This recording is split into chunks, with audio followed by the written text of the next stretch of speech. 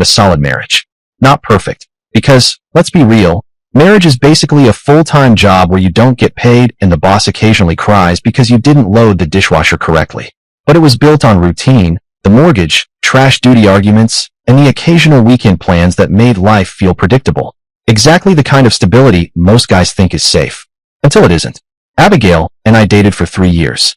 We got married because, well, it seemed like the logical next step. She was attractive, I had steady work, and we both wanted the suburban dream with the 2-car garage and the golden retriever. Check, check, check. 3 years in, I was pulling down $85,000 as a lineman for the county utility company. Solid money for a guy who risked his neck on power lines instead of wasting years in lecture halls writing essays about, I don't know, the symbolism of a spoon in Russian literature. Meanwhile, Abigail bounced between passion projects like she was allergic to actual employment. First, a food blog, because the world was just dying for another recipe for avocado toast. Then a jewelry hustle that sold exactly 3 pity pieces to her mom, her sister, and a very confused neighbor. And most recently, an Instagram lifestyle brand that produced more selfies than income. I didn't mind carrying the financial load. That was the deal. I'd handle the money. She'd handle the house and eventually the kids. Except Abigail's idea of handling the house meant signing up for yoga classes, scheduling brunch dates, and personally keeping Amazon's stock price afloat. Meanwhile, I worked 12-hour shifts keeping the lights on for half the county. But hey, that's marriage, right? Compromises. Me nearly dying on a utility pole in a thunderstorm. Her deciding whether oat milk or almond milk makes a better flat white. The first red flag should have been when she stopped asking about my day. Used to be I'd come home covered in grease, sweat, and about 3 different kinds of industrial grime. And she'd want to hear all about storm repairs and equipment failures. The usual BS couples talk about. But lately, she'd just glance up, give me a "that's nice," and go right back to scrolling through her phone like I was the cable guy she wasn't planning to tip. The second red flag? The credit card bills. Abigail had always been a spender, but this was next-level Olympic gold medal spending. $400 at boutiques I'd never heard of. $200 dinners while I was out pulling double shifts. I asked her about it one night, and she gave me this look like I'd just asked her to explain quantum physics. "Kurt, I deserve nice things," she said, arms crossed, nails freshly manicured at my expense. "Nice things? Abigail, these are steakhouse bills. For 2 people. Who's the second fork for? Because it sure as hell wasn't me." She rolled her eyes. "I'm stuck at home all day while you're out. Do you know how boring that is?" I laughed. Couldn't help it. Stuck at home? Like our house is Shawshank and you're Andy Dufresne just trying to tunnel your way out with a teaspoon? That's the place I bust my ass climbing power lines to afford. But I figured it was just a phase. Marriage has phases, right? Everyone says the first few years are about adjustment. Turns out I was adjusting to being played like a damn violin. So there I was at 3 a.m., sitting in my own damn house like some kind of ghost when I heard her key in the door. 3 years of marriage, and Abigail still managed to surprise me with new levels of audacity. Let me paint you the picture. I wasn't even supposed to be home. Had an emergency call for a down transformer that was supposed to keep me out until dawn. Only, the backup crew handled it faster than expected, so they called me off.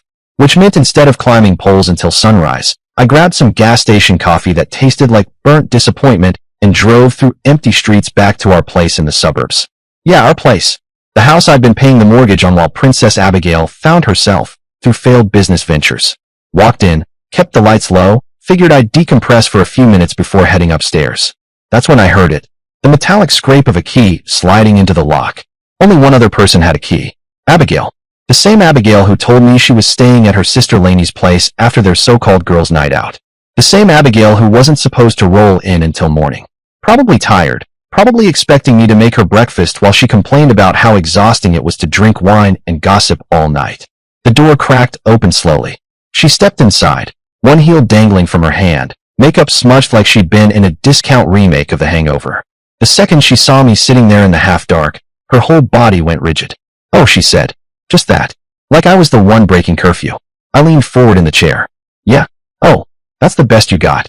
Before she could come up with another Oscar-worthy line, a man's voice drifted in from the front porch. "Babe, who's that?" Casual. Too casual. Like he thought he was walking into her place, and I was just some random roommate who'd forgotten to mention I lived here. The guy stepped in behind her, and my stomach dropped to somewhere around my work boots. Older than me by a few years, taller, built like the kind of man who's never actually done a real day's work, but pays a personal trainer named Chad to scream at him about core strength. He had that smug confidence, too. The kind that usually comes with a trust fund and a country club membership. Then the smell hit me. Not sweat, not beer, not even whiskey. No, this was cologne. The sharp, expensive kind. The type of scent that costs more per ounce than my work boots and comes with a pretentious name like Obsidian Midnight. It stank of someone who'd been celebrating at rooftop bars and upscale lounges. The kind of night out you brag about in boardrooms while pretending you don't have a wife waiting at home. They both froze in the doorway, deer in headlights, except one deer was holding her heels and the other smelled like he'd bathed in liquid ego. I didn't move, didn't speak, just let the silence stretch, looking from her to him and back again, like I was the audience and they were fumbling their lines. Abigail recovered first, flashing me this smile so fake it belonged on a realtor's billboard. Honey, this is Jacob. He, gave me a ride home because Lainey was feeling sick. And right, I said, not even bothering to shift from the couch. How thoughtful. Jacob extended his hand like we were meeting at a wine tasting. Sorry to intrude, man. Just making sure she got home safe. I looked at his hand, looked at his face, didn't shake it. Appreciate that, I said flatly. Saint Jacob, savior of stranded wives. That landed. Abigail's smile twitched. Jacob's hand slid back into his pocket, his shoulders trying to stay relaxed, but his eyes flickered with that tiny flash of doubt, like maybe he'd stumbled into the wrong episode of the sitcom. They expected me to blow up, start shouting, demand answers, throw a beer bottle across the room, something dramatic. The full angry redneck husband performance. But I wasn't about to give them that satisfaction. Instead, I leaned back into the couch like this was primetime TV and I had nothing better to do than watch the next scene play out. Abigail shifted uncomfortably, clutching her purse like it was a shield. Jacob stood there trying to look casual, but you could tell he was waiting for a cue. That's when I noticed something else. Her phone, hanging loose in her hand, screen still lit. From where I sat, I could just make out the tail end of a message thread, though not enough to read clearly. But it was enough to know it wasn't Candy Crush keeping her busy. When she caught me looking, she tilted it away. Subtle, real subtle, like a brick through a window. Jacob finally cleared his throat like he was trying to summon the courage to walk through a minefield. Well, I should probably get going. Early morning tomorrow. Abigail nodded like she'd been holding her breath for the last 10 minutes, waiting for that exact suggestion. Yeah, of course. Thanks again for the ride, she said, relief practically dripping off her voice. He headed for the door, then paused. Great meeting you. The husband, right? I said, with all the cheer of a man who just found a squirrel in his toolbox. The husband.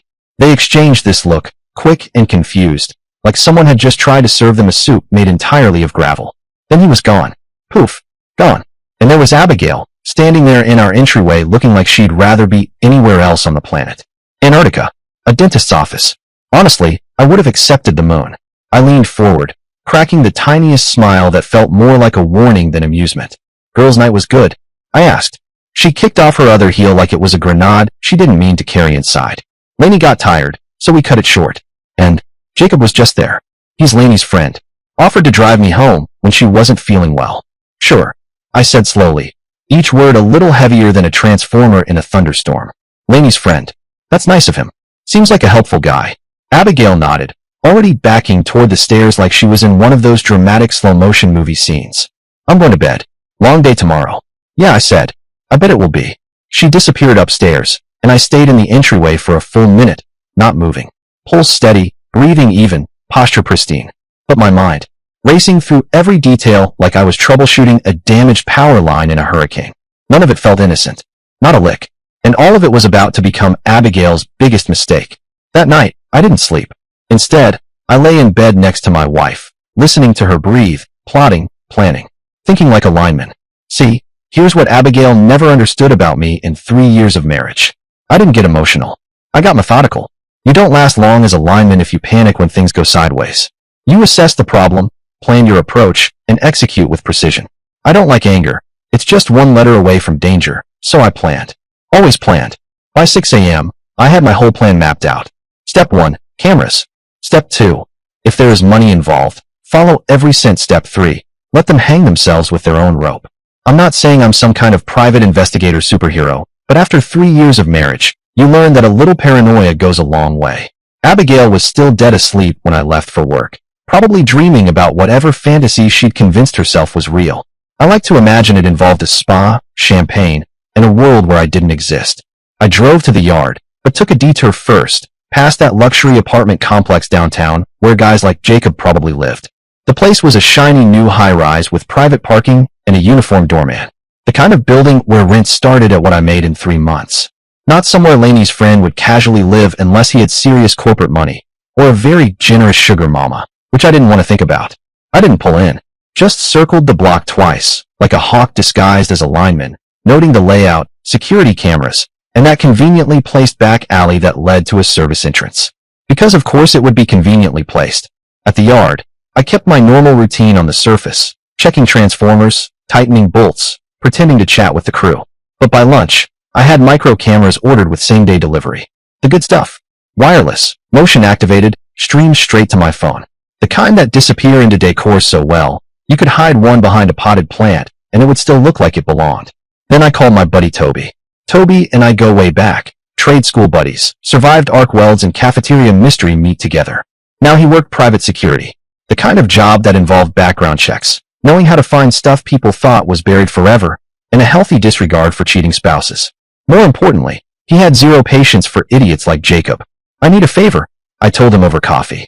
Spill, he said, already reaching for his notebook like he was about to design a tactical assault. I gave him Jacob's description and the apartment complex address. Toby scribbled notes like he was planning a job site survey for a nuclear plant. Give me 48 hours, he said, grinning. I'll have his life story, credit report, probably his browser history. You want me to dig into his Netflix queue too? That'd be great, I said deadpan. I need to know if he watches romantic comedies or actually reads Dostoevsky. That night, I told Abigail I'd be working late for the rest of the week. Storm damage assessments, emergency repairs, the usual utility BS she'd learned to tune out over 3 years of marriage. Whatever, she said, not looking up from her phone. Laney's planning another girl's night, so I'll be out. Laney again. At this point, Laney was less a sister and more Abigail's go-to alibi generator. I swear, she should start charging for her services. Need a credible story for your questionable evening? Call Laney. Sounds fun. I said aloud to no one in particular, because apparently verbal sarcasm helps me plan better. Same place as last night. I asked. Different place.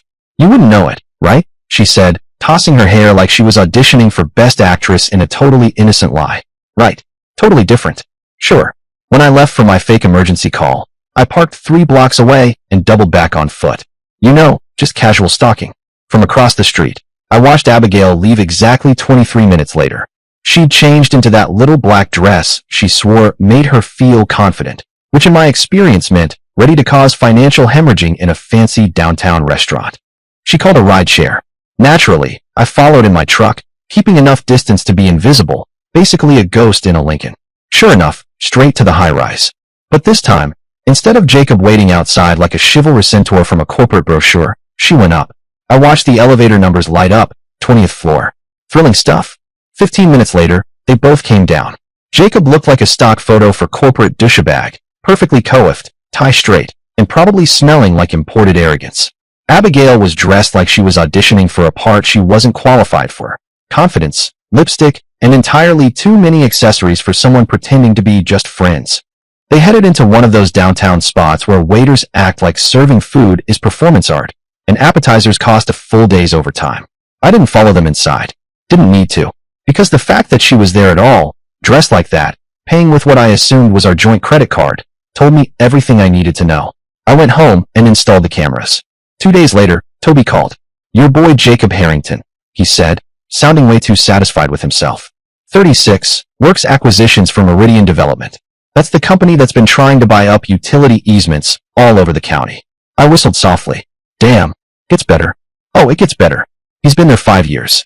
Pulls down about $200,000, plus bonuses. Divorced last year. Pays alimony to an ex-wife who apparently figured out he was a cheating piece of crap before your wife did. Anything else? Lives in that fancy building you mentioned. Rents $5,000 a month. Oh, and he's bleeding money. Roughly $80,000 in gambling debts. I laughed, bitter and low. That explained a lot. Guys like Jacob didn't wine and dine linemen's wives out of the goodness of their hearts. Nope, this was desperation, a gambling addict looking for collateral, or just another way to make a bad bet. I owe you, I told Toby, trying to sound casual like we weren't both about to watch a live-action soap opera. Yeah, you do, he said. But watching this corporate prick burn is going to be payment enough. That night, Abigail came home at 1 a.m. smelling like expensive cologne and bad excuses. I was on the couch, half drained from a fake storm call, but fully caffeinated on suspicion. How was the girls' night? I asked, voice syrupy sweet. Fine, she said, heading straight for the stairs, heels clacking like guilty maracas. Lainey says hi. I added casually. She froze on the bottom step. What's that supposed to mean? Nothing, I said, letting my tone drip with feigned innocence. Just seems like a nice guy. He is, right? I'm sure he is. She stared at me for a long moment, trying to figure out what I knew. Abigail never had a poker face. Every lie she told showed up like flashing hazard lights in a storm. I'm going to bed, she said finally, defeated. Sweet dreams, I replied, calm as a transformer in a thunderstorm. 2 hours later, the camera app on my phone started buzzing. I grabbed it like a lineman grabbing a hot wire, heart thumping. The footage was better than I'd hoped. Abigail and Jacob in our living room, acting like they owned the place. He'd kicked off his Italian shoes, loosened his silk tie, and was rifling through the papers on my desk like he was hunting for the holy grail of utility secrets. Are you sure he won't be back tonight? Jacob asked, flipping through a project folder with all the subtlety of a raccoon in a recycling bin. He's on that storm damage call until dawn, Abigail said from the kitchen, sounding annoyingly helpful. He never gets home before 6 a.m. when there's emergency work. Perfect, Jacob said, pulling out his phone and snapping pictures like a tourist in Times Square. These are exactly what I need. What do you need them for? Abigail asked, bringing him a drink from what looked suspiciously like my good crystal. Just business stuff? Nothing you need to worry about. Right. Nothing she needed to worry about. I leaned back in the shadows of the hallway, arms crossed, silently applauding. The guy was using her to steal confidential utility information, and she was too oblivious to even ask the right questions. I watched him photograph everything on my desk, power grid schematics, infrastructure upgrade timelines, county utility contracts, project bids for work that wasn't even approved yet. All the juicy, confidential stuff that in the right hands could help developers know exactly where new power lines were going, which properties would spike in value, and how to bid on utility contracts before anyone else even knew they existed. You're sure this is safe? Abigail asked, plopping down next to him on my couch like a cat claiming territory. Baby, trust me, he said with a wink. He will never figure this out. Real slick, buddy. I screenshotted that moment for later. They spent the next hour enjoying refreshments and going through my home office like it was freaking Target during Black Friday. Jacob was thorough, I'll give him that. He knew exactly what he was looking for and where to find it. What he didn't know was that half the documents on my desk were decoys. Real-looking project files with deliberately planted errors, fake timelines, wrong voltage specs, contact info for utility managers who didn't exist. I'd started planting bait docs a couple weeks back. Figured if someone was snooping, they might as well walk straight into a trap.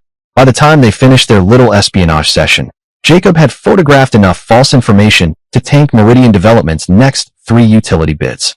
Same time Thursday, he said, kissing Abigail goodbye at our front door like some kind of corporate Romeo. He'll be working late again, she said, breezy as ever. He always does when there's infrastructure work, I muttered under my breath. Always does. As if she'd been rehearsing this little routine for weeks, every word practiced to perfection.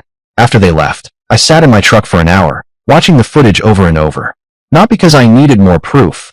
I had enough to ruin both their careers and my marriage in one fell swoop. But because I wanted to savor it, like a lineman enjoying a particularly satisfying bolt tightening. I wanted to understand exactly how deep this rabbit hole went. Abigail wasn't just cheating. She was actively helping some guy steal from the county utility company. And she was too delusional to realize Jacob was using her like a cheap tool from Home Depot. The next morning, she was humming in the kitchen when I came down for coffee. You're in a good mood, I said, casually, like I wasn't mentally wiring her entire house with surveillance cameras. Just excited about today, she said, tossing her hair. Lainey and I are going shopping. Lainey, the imaginary girl's night buddy, was apparently also an imaginary shopping companion. Classic. Sounds expensive, I said. It's just a few things. Nothing crazy, she said. Right. Like the $500 she'd charged to our joint credit card the night before at some boutique downtown. Nothing crazy. Have fun, I said, perfectly calm. I will, she replied, smiling. Blissfully unaware. I was sure she would. Right up until the moment her entire world came crashing down around her. But first, I needed to set the trap. And for that, I needed Toby to work some magic. I need Jacob's employment records, I told him over lunch. And I need to know exactly what Abigail's been buying with our credit cards. Identity theft is illegal, Toby said, giving me that raised eyebrow look. Good thing I'm not asking you to steal anyone's identity, I said. I'm asking you to find information that's going to be subpoenaed anyway. Toby grinned like I'd just handed him the keys to a candy store. I like the way you think. Give me the weekend. That Thursday night, I left for another fake emergency call. Only this time, I stayed close enough to watch them enter my house together. Jacob had brought takeout and a folder full of what looked like real estate documents, like he was trying to impress Abigail with his charm and a side of chicken tikka masala.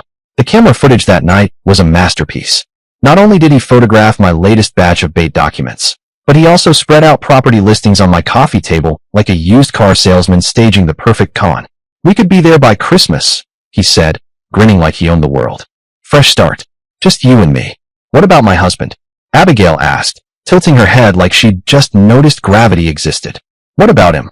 You said it yourself, he's neglectful. When's the last time he took you somewhere nice? Oh, this is rich.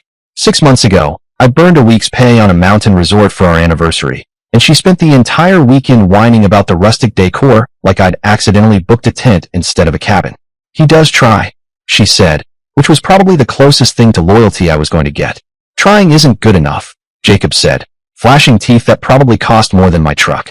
You deserve better than some guy who climbs poles for a living. Right. This from a guy who was literally using her to commit utility espionage while planning a Miami getaway with stolen secrets. I don't know, Abigail said. This feels so fast. Sometimes fast is good, Jacob said. Sometimes you have to take chances. And then, right there on my couch, he kissed her. I swear I could hear the sound of my brain cells committing seppuku. I had to turn off the feed before I put my fist through my phone. But really, I didn't need to see anymore. I had everything I needed to bury them both. She thought Jacob was her ticket to some glamorous new life. Too dumb to realize she was just a pawn in his game. Time to call in the cavalry. The next morning, I made 2 phone calls that would change everything. First call, my supervisor at the utility company. I need to report a security breach, I told our operations chief. Wesley was a 30-year veteran who could smell BS from 3 counties away. He had zero tolerance for anyone messing with power grid security. What kind of breach? Wesley asked, his voice tight, smelling danger like a bloodhound on a scent.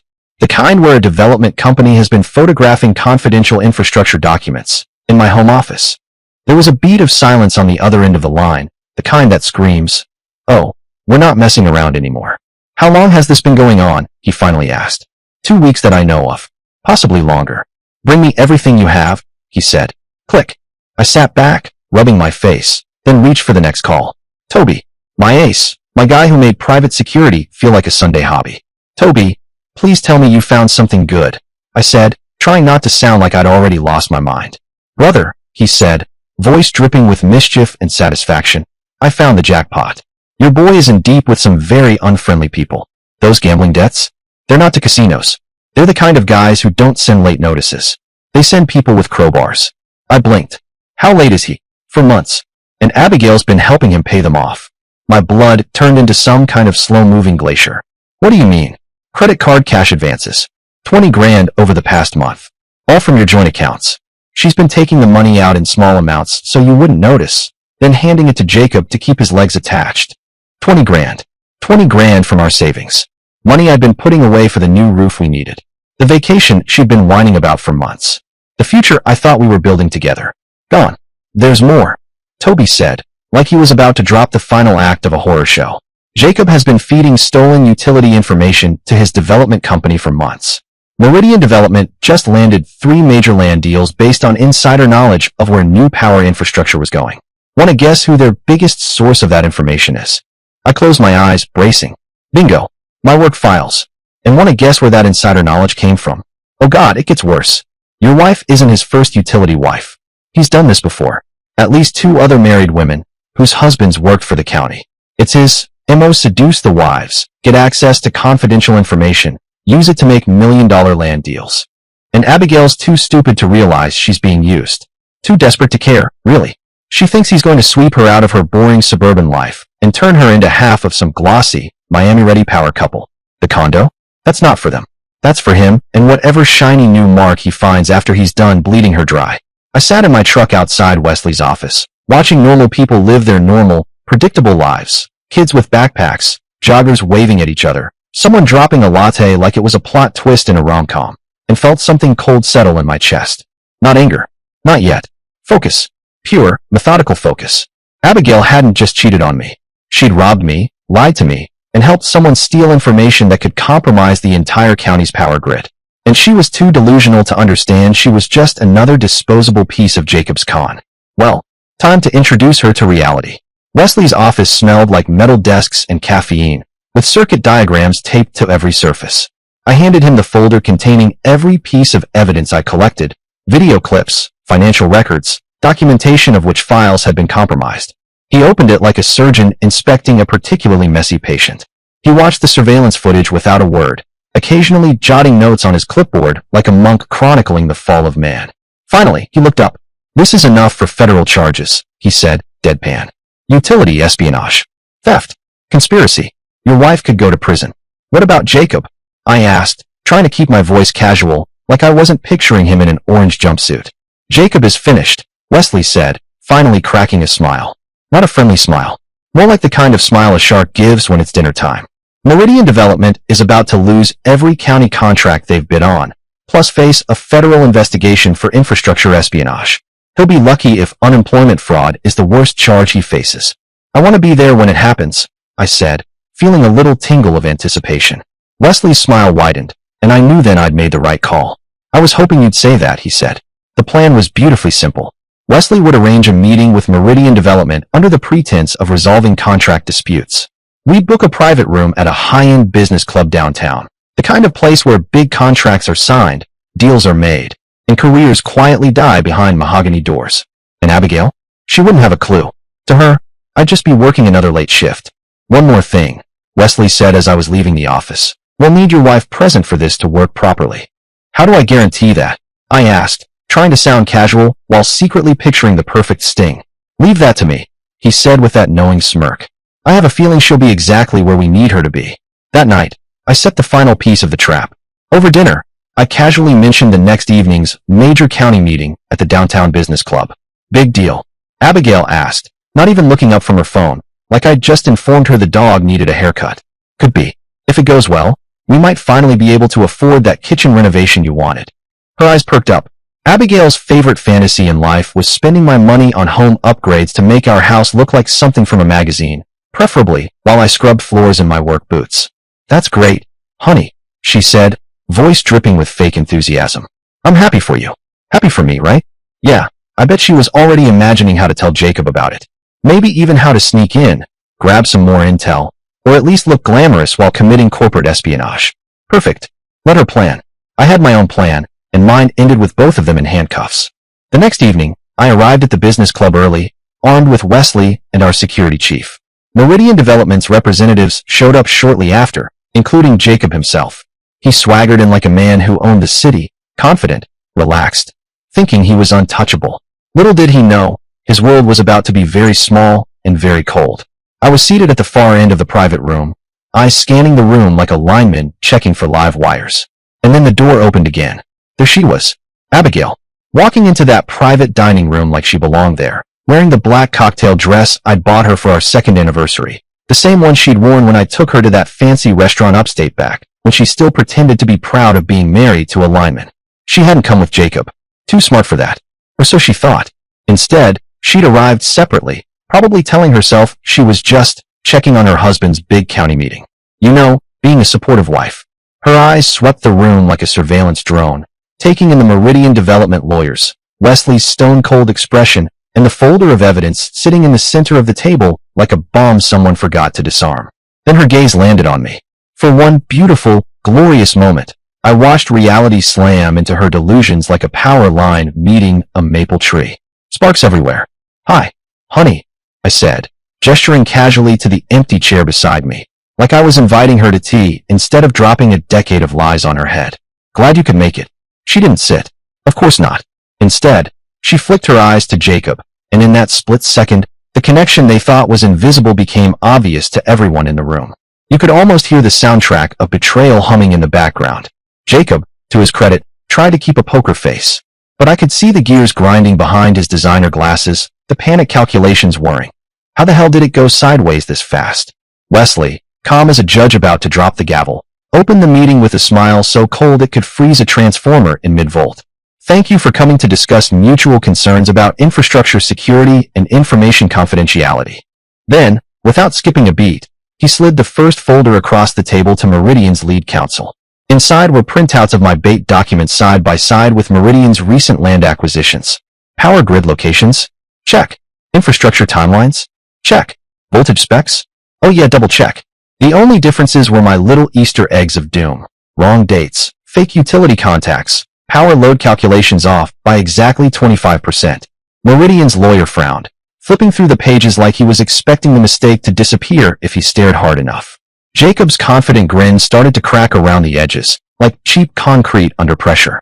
As you can see, Wesley said in that calm, deadly voice that makes you wish you'd stayed in bed, there are remarkable similarities between confidential county infrastructure plans and your recent property acquisitions. Coincidence, Meridian's lawyer muttered, but the word had about as much conviction as a wet tissue. Perhaps, Wesley said. Let's see if the next folder clears that up. The second folder contained security footage. High def. Timestamp verified.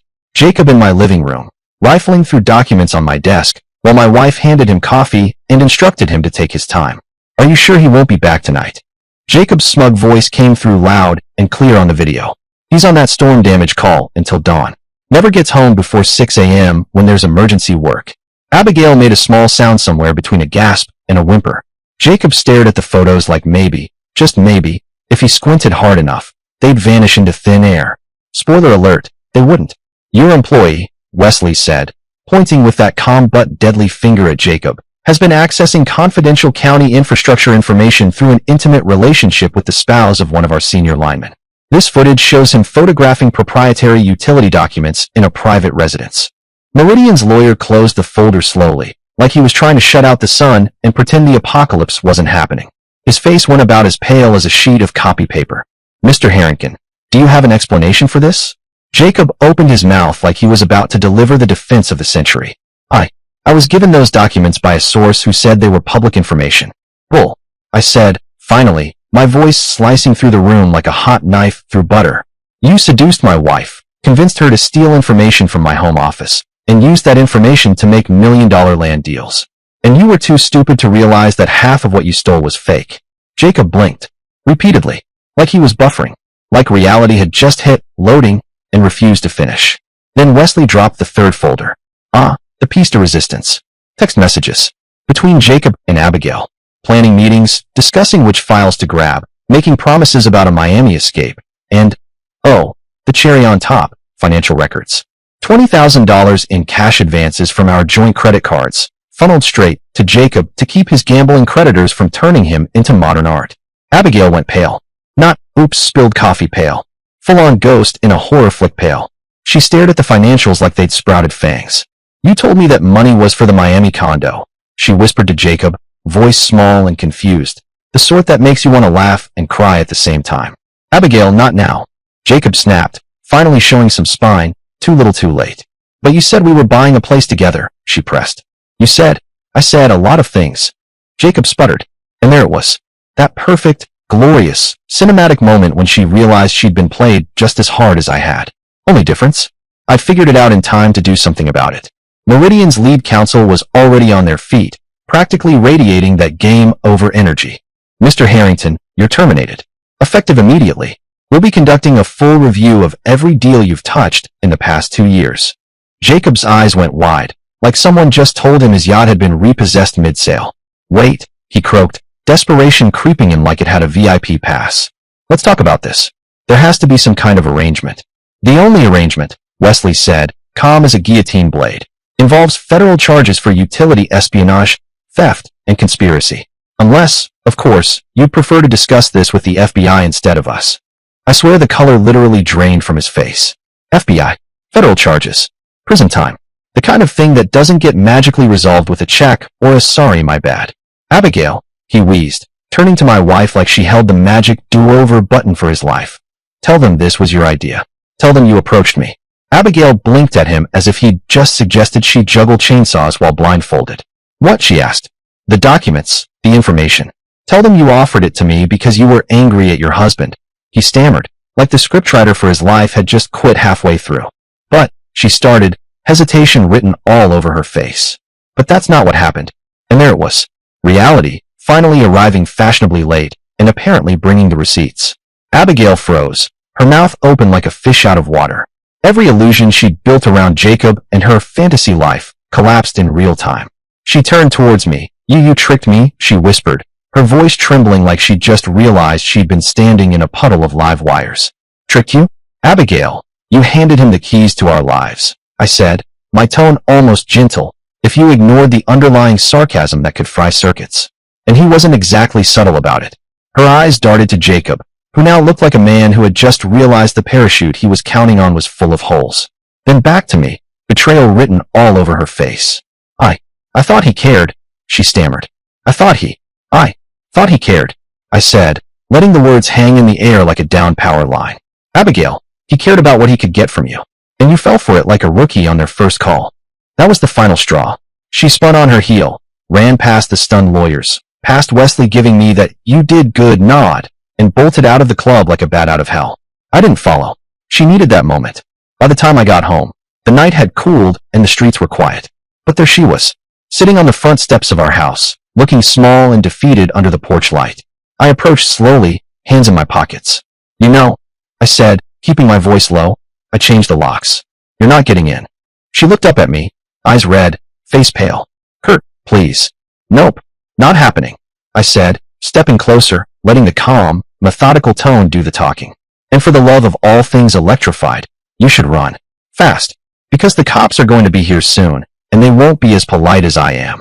She scrambled to her feet, finally understanding that her little world of lies had evaporated faster than a storm puddle under a summer sun. I watched her go, silent except for the soft click of the streetlight on the empty pavement. And for the first time in weeks, I felt a strange kind of peace. The storm was over. Jacob's fall wasn't a crash so much as a slow-motion implosion you couldn't look away from. Within weeks, the headlines had his name plastered across every feed: corporate espionage, wire fraud, insider trading. The whole buffet, his big deals, turned out to be nothing but IOUs stacked on a house of cards. And once the dealers started calling in his gambling markers, the house folded. I remember sitting in the diner with Wesley, sipping black coffee while the TV above the counter ran another news segment about it. The anchor said, Jacob Sterling, former employee of Meridian Development, is facing multiple federal indictments. His company has entered receivership following the freezing of his assets. Wesley chuckled, shaking his head. Man sold himself as the second coming of Rockefeller. Turns out he was closer to a slot machine junkie. I stirred my coffee. Difference is Rockefeller knew how to read a balance sheet. Jacob knew how to borrow money he didn't have. Wesley grinned. You ever think you'd see the day? Wes, I said, leaning back. Guys like Jacob don't build. They skim, they bluff, they bleed people dry until there's nothing left. It was only a matter of when, not if. Later that week, I actually ran into him outside the courthouse. He looked nothing like the golden boy Abigail used to swoon over. His tan had faded, his hair slicked back like he was trying too hard, and his designer shoes looked scuffed. The vultures of the press circled him, snapping shots like they were picking a carcass clean. He spotted me across the sidewalk, and for 1 second, there was that old smugness in his eyes. Then it flickered, gone, replaced by something closer to desperation. Kurt, he muttered when he got close enough, voice low so the reporters wouldn't hear. You set me up. I smiled, slow and steady. Hell yeah, Jacob. You helped me. All I did was let the rope play out. His jaw tightened. This isn't over. I hope it's not, I said, walking past him. But right now, you're about to be too busy trading Armani for orange jumpsuits. Maybe once Bubba has turned you into his bitch, you can come out and face me man to man, if Bubba leaves you a man. Behind me, the cameras kept clicking, and Jacob's world shrank one headline at a time. I didn't feel triumphant. Didn't need to. Watching him unravel was enough. I thought Jacob's collapse was satisfying enough. Turns out, the universe wasn't done. Abigail got her turn under the floodlights. The press branded her with the kind of labels that stick forever. The cheating wife who helped her lover try to steal corporate bids. Every headline had her name tagged to his like they were Siamese twins in disgrace. I'd catch it on the evening news sometimes. Abigail ducking out of courthouses, camera flashes bouncing off her face, her once perfect smile twisted into something brittle. She didn't go to prison. Her lawyers managed to spin it, so she was misled and naive. But the court of public opinion? That's a life sentence. One afternoon, I stopped at the coffee shop downtown, and sure enough, there she was, Abigail, tucked in the corner, sunglasses on indoors like some washed-up celebrity. She looked up, and for the first time since all of this started, I didn't see fire in her. Just exhaustion. Kurt, she whispered when I passed her table, voice trembling. Can we talk? I paused, weighing it. About what? Her lips pressed tight, as if she was holding back tears. They're killing me out there. Every article, every whisper, they've made me a villain. I wasn't part of his schemes. I didn't even know. I leaned closer, lowering my voice. Maybe not, Abby, but you knew enough. You knew who you were climbing into bed with, and you sure as hell knew who you were walking out on. Her hand reached for mine, but I pulled back before she touched me. The whole shop was watching, pretending not to. She exhaled shakily. I made a mistake. I laughed under my breath. No, you made a choice. Mistakes are accidents. You don't accidentally burn down a marriage. Her face crumpled, the sunglasses not doing much to hide it. She grabbed her bag and stumbled out before I could finish my coffee. As the door swung shut, Wesley, who'd been in line behind me, smirked. You know, I almost feel bad for her. I shook my head. Don't. She wanted Jacob's world. Now she's part of his wreckage. And with that, I sat back down and enjoyed my drink. Because some storms you don't need to walk into twice. The divorce hearing wasn't just paperwork, it was theater. And I've been waiting for opening night. Abigail walked in first, dressed in muted gray, her hair pinned back like she was auditioning for sainthood. She didn't look at me. She looked through me, like I was just another wall she had to survive leaning against. But then my lawyer stood, and it was our turn. Your Honor, he began, sliding a binder across the bench. We have records of Mrs. Whitaker's discretionary spending and communication tying her to fraudulent transfers. Abigail's head snapped toward him, her jaw falling slack. That's not true. The judge raised a hand. Mrs. Whitaker, you'll have your chance. I sat there, calm as a surgeon, watching her unravel. Each page was another nail in the coffin. Designer purchases charged to our joint account, wire transfers to Jacob's account, and emails where she tried to finesse numbers to cover it. Abigail whispered to her lawyer, who leaned back with a look that said, you didn't tell me about this, did you? When it was her turn to speak, she tried. Your Honor, I was manipulated. I didn't understand what Jacob was doing. I wasn't complicit. The judge cut her off. The evidence shows otherwise. At best, you were reckless. At worst, deceitful. Either way, you don't come before this court with clean hands. Her eyes darted to me then, full of panic. I just raised an eyebrow, calm as a man ordering coffee. The ruling was merciless. Alimony is denied. Mr. Whitaker is awarded majority of the marital assets, given Mrs. Whitaker's financial misconduct. Mrs. Whitaker will retain only personal effects and debts incurred in her name. Her face crumpled in real time. It was like watching porcelain shatter. When the gavel came down, she whispered across the table, voice ragged. You're ruining me, Kurt. I leaned just enough, so only she could hear. And I am enjoying every second of it, Abigail. But in reality, you did that all on your own. I just brought the receipts. By the end of the week, she was already moving towards financial bankruptcy. Jacob? He'd already ghosted her, his empire in pieces and prison looming. I drove home from court with the windows down, breathing easy. Justice doesn't always show up in a robe. But that day it did. Winning the divorce wasn't enough for me. Now that the tables had turned, I wasn't about to slink into the background. No, she needed to see what she threw away. I started small. A few photos on social media. Me at the Amalfi Coast, glass of wine in hand. A shot of my new condo downtown, sleek and modern, with a caption, fresh beginnings feel good. She couldn't help herself. Even though we were blocked, I knew she was scrolling through mutual friends' feeds, seeing me smiling wider than I had in years.